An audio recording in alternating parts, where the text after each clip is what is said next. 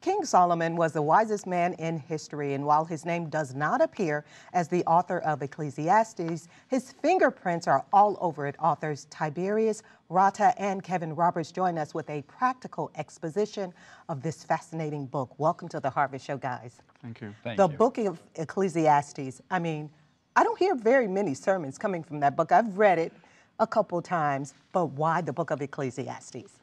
Well, I think it's very relevant because of its content. We have many Solomons in our lives today. They live trying to fill the void that only God can fill with something else, like Solomon tried. Okay. Now, when I would expect you to do this book because both of you are professors at Grace College. Kind of give me your credentials. Well, I teach Hebrew and Old Testament at the Grace College, and I've been doing that since 2005. And what about you, Kevin? My doctorate's in clinical psychology, so I teach in the School of Behavioral Sciences. So how in the world do you two get together on this? Well, I was teaching a class on Ecclesiastes, and Kevin was sitting in class, and he had certain insights that I thought, that would be good if we write this together. So we rewrote the contract, and we did a book together. Kevin, one of the things I noticed in looking at the book is filled with not only Tiberius breaking down the analytics of all the verses of Ecclesiastes, but from time to time you'll offer from a psychological standpoint. Right. How is Ecclesiastes a psychological or perhaps a behavioral health book? You know, it really gets at some of our deep longings that we're missing.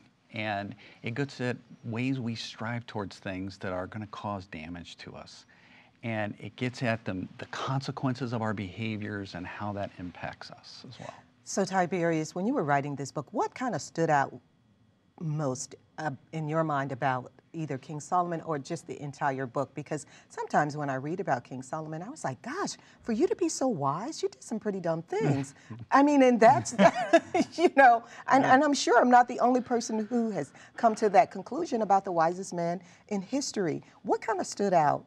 What can you tell us about him? Well, I think the bottom line is this, that apart from a correct relationship with God, everything is meaningless. Yes. Solomon tried to find meaning in wine, work, women, and nothing fulfilled because only Christ can fulfill. And that's why it's important to read Ecclesiastes in light of the New Testament.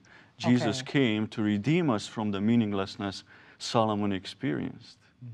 And then, Kevin, what about it being a unique book? Because you say it's the first of its kind. What do you mean by that? Well, there's a practical application. It's an interdisciplinary look. When you're both looking at both not only the scripture, but also what science and some of these things are now adding into the human behavior aspects. For example? You know, we look at things like the hedonic treadmill, for example, is one piece of that. It's the pursuit of pleasure. And as you pursue pleasure, the more you go, the further you go with it, you always come back to an original set point. So it doesn't matter if you make above X amount, you're not going to be any happier. And so we saw that lived out in Solomon's life. He was able to build, he was able to build anything. You know, he had so many different construction projects he was involved in, and it didn't matter. None of it satisfied. And he tried so many different things. But you come back to that set point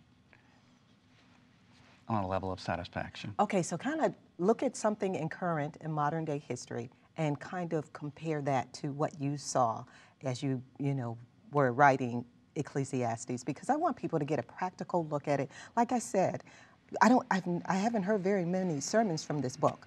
So kind of break it down for the average Joe. I would say that a big part of this book, really, we try to get at practical applications of how your emotions and how our memories work and how we retain things. You know, and Solomon at the end of the book really emphasized, remember God. You know, you have to do this throughout your life. And towards the end of the book, we really get at him wrestling with fear God. You know, keep his commandments and follow him throughout, because he didn't live a life that way. And we see that as throughout the book, we talk about how to view work and how to view some of those other aspects. Tiberius, you made the comment earlier, there are a lot of Solomons still today. begging to differ, but when we look at our political scene today, I think a lot of people say, well, where are they? and maybe they aren't in politics, but where do you see these Solomons, and how are they applying the lessons that you're teaching? What I meant is these Solomons know who God is. Solomon was not an atheist. God appeared to him twice. But he systematically and consistently disobeyed God and chose not to obey his law. And that's why there was this void in his life that he tried to fill with other things. I see. And the question is then, even for the believer today, can we quote the book of Ecclesiastes and say everything is meaningless? And the answer is no, because again, Jesus said, I came that they may have life and have it abundantly. That's the motto of the Christian, the one who obeys God and follows God. We are to live a full, meaningful, and abundant life. When we look at King Solomon, kind of take us back and give us his backstory, because what he's probably most known for was the decision that he made about the baby. Kind of talk about the earlier years in his life. Yeah, so after he prayed for God to give him wisdom, a decision that God liked, he said, I'm going to give you not just wisdom, I'm going to give you riches and the defeat of your enemies because you have not asked for it. And then that test that comes right after that with the baby is his first test that the people see, oh, okay, he's got God-given wisdom. And you can see that all throughout the first part of his life in 1 Kings chapters 1 through 11. But in 11, it says God was angry with Solomon because he decided to go against his will and to marry all these foreign women who led him astray from God.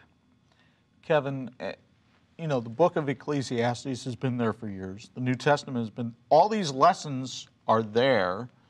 Why don't people learn, even people who consider themselves good Christians, right? Why don't they learn these and put them into practice? You know, I think our tendency is to look around our world and look for things that are immediate to satisfy our longings. And we look for things that will give us this temporary satisfaction. And we don't want to wait for God. We sometimes don't want to pour out our heart before God. And if we can get something that gives us that momentary satisfaction, we'll take it. And ultimately, that's the unfortunate part. That immediate satisfaction only leads us down a road that is going to lead towards meaninglessness and sadness, depression, so many other behaviors. So the book is called Fear God and Keep His Commandments. I know you two are professors, but how should we approach reading this project? Is it for a pastor to preach from the pulpit, or can it be used for Bible studies? Oh, no doubt, and that's the way it's broken down. Each chapter is broken down. It's very preachable, teachable in 2, 3, or 4 points. And it's been written exactly so that a layperson can read, a pastor, a student of the Bible can read it. And it's important to make it to the end of the book. Remember your Creator, and he concludes well, fear God and keep His commandments. He doesn't say that because he did it, but he basically says, learn from my mistakes.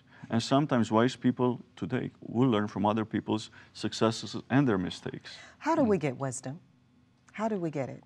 Do we do what Solomon did? I mean, he asked God for wisdom. Today in our everyday lives, how can we get it? The same way? Yeah, and I think it's throughout your lifespan, all the decisions you make, and those small details. Am I purposeful? Is my purpose for my own glory or for God's? And when we live in light of that, what we strive after becomes very different. And wisdom is something that happens with time. We have biological evidence to say that people who pray on a regular basis actually change the frontal lobe of their brain. And they thicken it. Well, that's your impulse control. That's your executive functioning for your brain. You actually make yourself better able to pause and reflect and maybe not make that wrong decision. Wow, you just taught me something there. I'm going to do it more often. Tiberius and Kevin, thank you so much for joining us today on The Harvest Show. To connect with Professors Rata and Roberts, go to online.grace.edu, or you know the drill, go to harvest-tv.com for a link to their new project. It's called Fear God and Keep His Commandments. Coming up later, Brian Bush with today's Holy Land Moment, but up next, Pastor Mark Lance. We'll be right back.